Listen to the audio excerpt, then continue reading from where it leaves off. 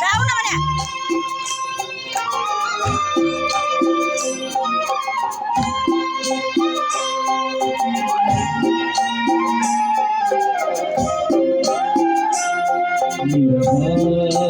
के कृष्णा सुहास के कृष्णा के कृष्णा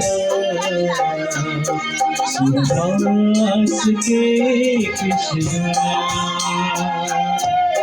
स्वागतम सुस्वागतम सर्वागतम कृष्णा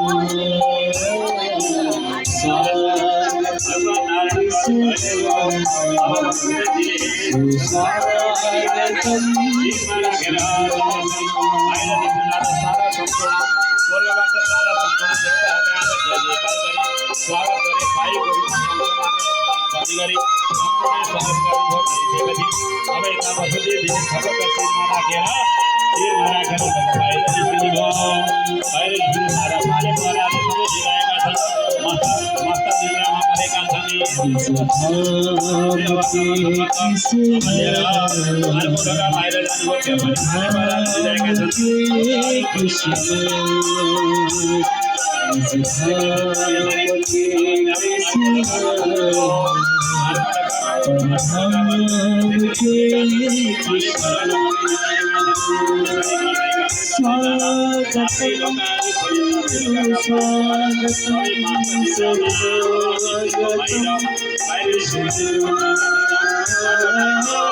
सुस्वागतम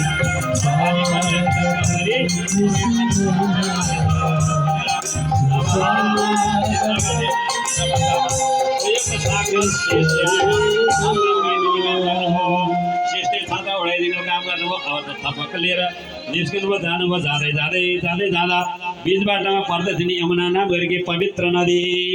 अब यमुना नदी तर्नुपर्ने भाद्र महिनाको वर्षायामको बाढी आएको यमुना नदी उर्लेर आएको जब पस्नुभयो एक हातले आफ्नो धोती रुपी कपडालाई सार्नुहुन्छ माथि, एक हातले टुकरी समातेर जानुहुन्छ। जाँदा जाँदा जब जति परेको यमुना जति ठुलो बढेर आउँदैछ उर्लेर आउँदै आउँदै आउँदा अब छातीसम्म यमुना आइपुग्दा अब वसुदेवलाई चिन्ता पर्यो। अब म शक्ति निकाले यो नदी तारेर बालकको रक्षा गर्न सक्दिनँ, पुर्याउन सक्दिनँ कार्य भन्ने चिन्ता हुँदै थियो।